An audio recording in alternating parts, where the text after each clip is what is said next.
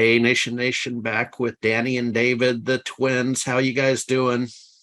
We're doing well. Thank you very much. Wonderful. Uh, Thank you for having us back. all right. Hey, Danny, with that, you have a logo behind you, and it looks like the USB bank branding. Are you sponsored by USB, or is it just a similar looking logo?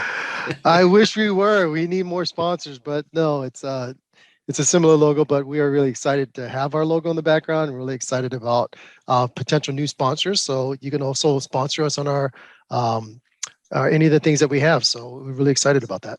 All right. So, David, you just dropped a piece literally today on what will your legacy be. So let's bounce off that. What's the piece? And I'm sure we can come up with some questions.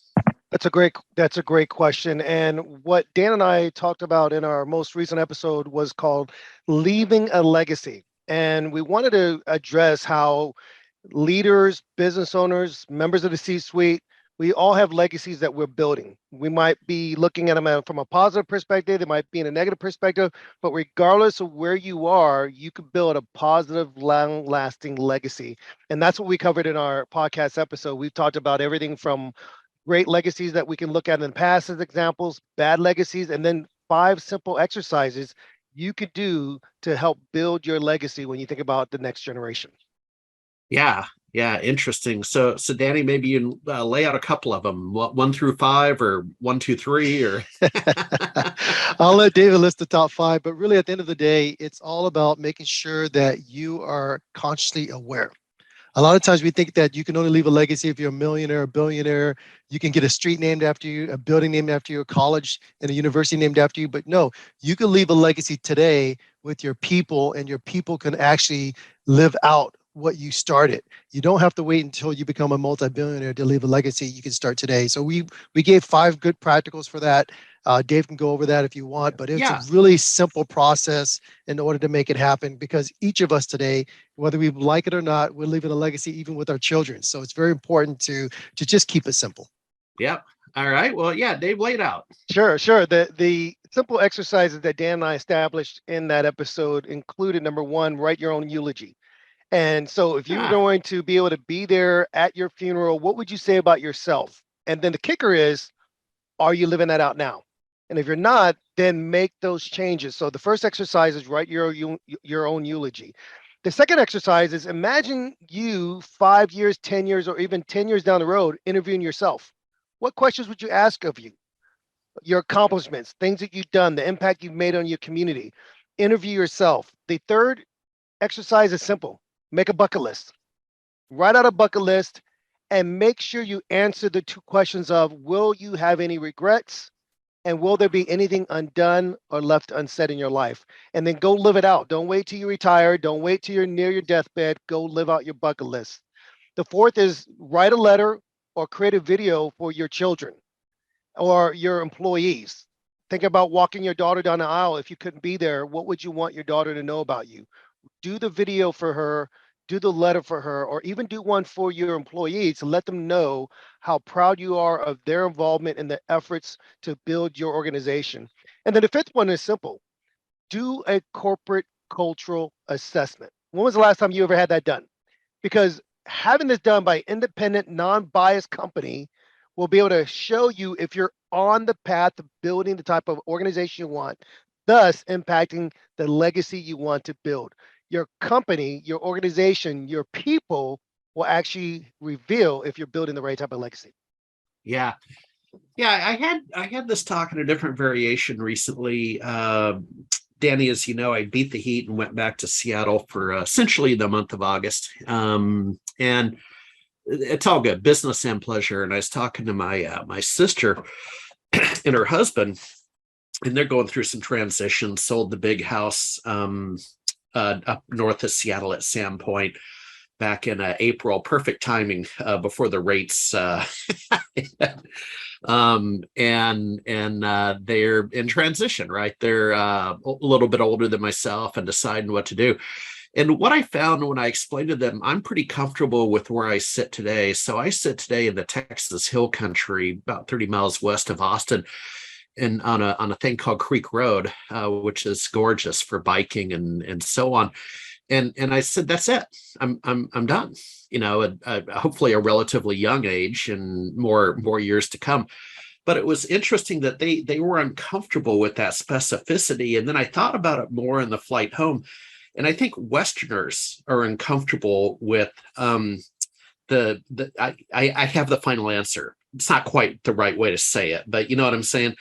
Versus my little time in India and with Easterners, they're in a better place of acceptance that, yeah, that's it.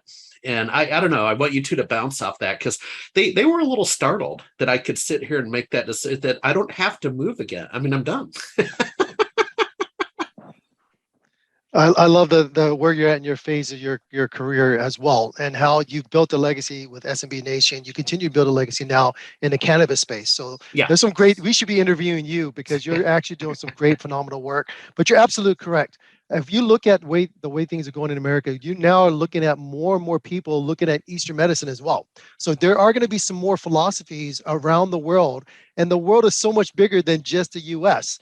And the fact that you're doing something that is so unique, it's not unique around the world, but it's unique here, is what we call being a game changer. So in essence, you're going to be creating this legacy in the way that other people look at you and how they need to think when they get to a certain stage in their career, their professional career, as well as in their life. So I think that you're doing a great thing. You're actually being a setter at this moment. So this is exciting. There we go. Mhm. Yeah, and I'll add to that as I talk. Many listeners know I grew up in Alaska. I stay in touch with the Alaskans. The oil's gone. Talk about a state in transition. They're definitely looking at pivots, and a lot of pivots include migrations, which animals have always done when the water runs out. Right? They migrate across the savanna to find water. And that's a common talk with my friends back home, is they basically say, and again, in my peer age range, I don't know if I want to live here. I don't know what I want to do. And it's exhausting. I mean, I'm their friend. I'm here to listen. I don't know what I can offer, but having made the decision I've made for today, not that decisions can't change, but gentlemen, it gives back a lot of energy. I just don't have to fight these demons. And if one of you want to comment on that, then Danny, I want to talk about the big. Well, I will say this. This is David, and I appreciate the focus and the question. You've matured to a point in your life, Harry, and I think many of us aspire to be in the same place. Well, we've accepted that where we are, we've got to be able to leave something that will make the lasting impact. And for a lot of people that feel as if things are undone, things are unsaid, things are unaccomplished, that's why there's that spirit of regret, or that's why there's that spirit of a sense of longing and wanting more. And so for me, it's finding out a new why. It's finding out a new driver for you. And when they say that you get past that age, you're now an empty nest, where I am, it's kind of like, well, what's new? What's next? What's next is your next accomplishment. It's your next great opportunity. And so I'm glad that you found that phase and that place in your career. And hopefully that would be something that they can gather as well. Maybe they'll ask more questions, like, what is it about this that you're finding this sense of gratification? What is it that you're doing that you're finding a sense that you're driven again for something different? And they'll do the same. So I would say it's a great journey, and something that Dan and I will ask from time to time of our clients, to make sure that they're still going after their whys, or the areas that they feel most passionate about. Yep. Hey, Danny, we only have a minute left before I have to go watch the Days of Our Life soap opera, since I don't have anything to do anymore. But what's the big? Thank you very much for that question. You always have something to do. We need your leadership down here in Austin. I'm trying to convince you to take over the presidency for the IAMCP, but we'll talk about that later. Yeah, that's another time. The Taylor Business Group is a peer-to-peer coaching group where over 250 managed service providers and IT services providers get together. They were part of a peer group based upon their specialization and also upon their annual revenue, and they receive coaching and education to continue to scale and ramp up their business. And for great thing about it is that for these 250 MSPs, they did $500 million of revenue last year alone. Wow. So we're going to be at this annual conference called the TBG Big Conference. Not just a big conference, it's a big conference. Well, I'll be teaching a class on cybersecurity, and David able to be teaching class on public speaking. So we're really excited to be meeting with the other vendors as well as with our MSPs in about 2 weeks from now, believe it or not. Okay, so 2 weeks. So we're pushing out to the second half of September. And what city is that in? Fort Lauderdale. Okay, God, everything is in Florida this Yeah. year. I don't get me going about Florida. All right. Well, hey, I got to bounce. We'll see you next quarter, gentlemen. Thank you very much. again. We Good to appreciate see you. you. All right.